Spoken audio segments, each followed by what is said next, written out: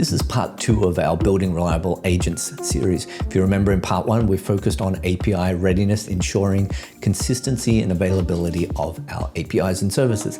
Now in this part, we're going to focus on building the AI agent itself. In particular, we're going to look at prompt consistency, observability, make sure we track token usage and performance.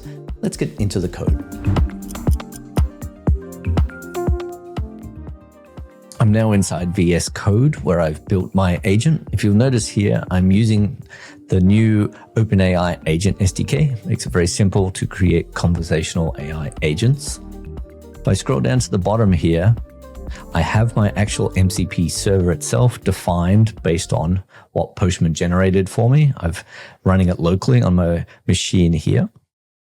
But if we go back up to the top here as well, you'll notice I'm starting to add a few things from Langfuse. Langfuse is a really great open source project for observability. Now, when I think about reliability, there is a few things in observability that's really important for me. The first one is consistency. I want to make sure when I add a prompt, the response is always the same or similar enough that we're getting consistent results to the questions. Now, if you have a look at the actual agent definition itself here, it's a coding teacher that with a simple prompt and instructions that says you're a helpful agent designed to help people to learn to code. We're going to use the Get Coding Resources tool that is available on our MCP server to return a list of courses that are available. This is the MCP that I exposed from Postman, and I'm passing that in via the MCP server's parameter here. Now, once that's running, again, the thing that I want to focus on is consistently for that reliable service. And I'm going to use Langfuse to do that. I've added the observe decorator here so I can start to introspect via Langfuse. But what I'm going to do is I'm going to actually start to use a number of scores. With inside Langfuse, I can score the trace on certain things. Is the length correct? Is it the same and consistent? Is the language that is used? Am I getting responses? And are those responses relevant? So every time I run it, it's going to measure this score. So let's go ahead and run it right now. And I'm going to say Python run.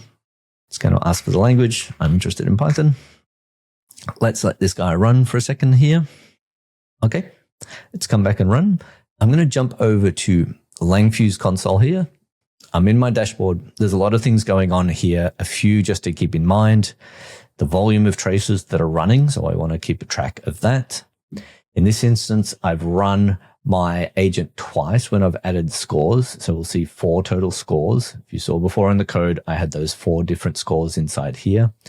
Every single time it's returned courses and returned 100% relevance. So if you look at the way that it works, it says a 2 here. That's 2 times 100%. So I know those things are working great. So from a reliability and a consistency perspective, things are looking really good. I can also jump into my dashboards here and make sure that things like latency are going well.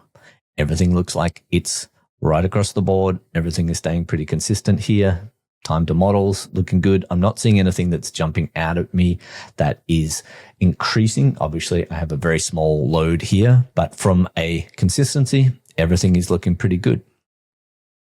The last thing I like to look at from a reliability is the broader observability area. And when I think about observability here, part of that is the scores and the tracing that we looked at before.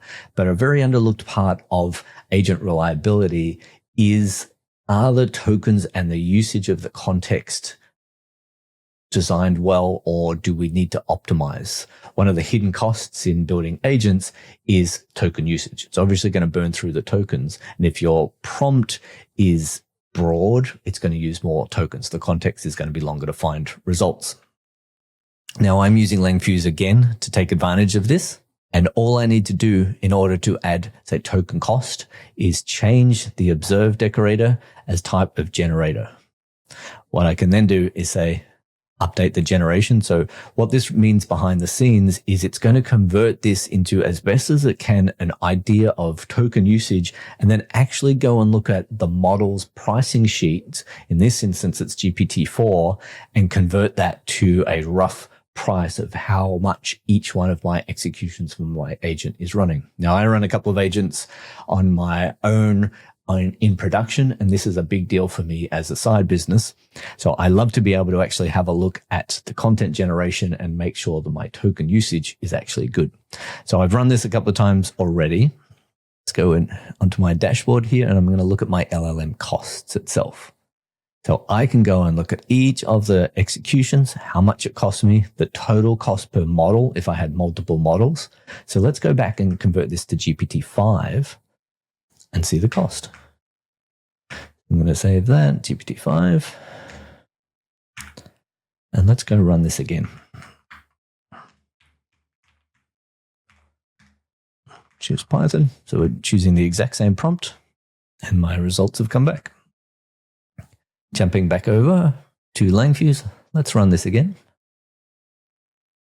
And as you can see here, the cost on GPT-5 is significantly less than GPT-4. So now that I know my agent is running reliable, but more importantly, it's running at a lower cost. So I want to take advantage of this.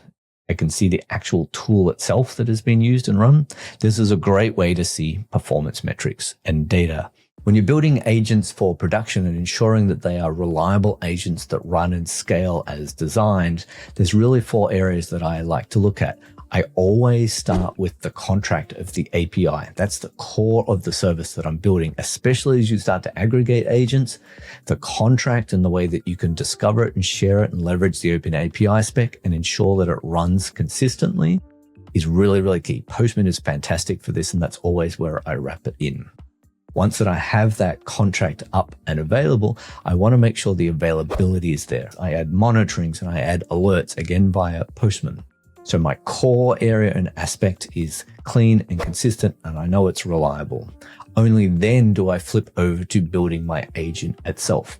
And that's where I'll use an observability tool like Langfuse to start to overlay trace duration, the scoring to ensure that my prompt is returning consistent results. Once I have consistency and tracing, then I want to start to look at observability areas such as cost, ensuring that it's up and running as planned and there are no performance requirements.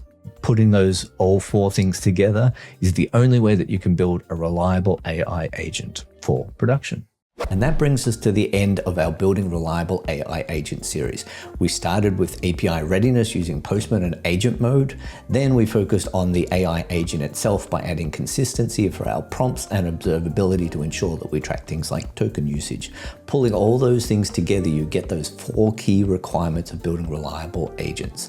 Now, if you want to follow along more and get hands-on, all of the code is inside our GitHub repository, and we'll see you on the next one.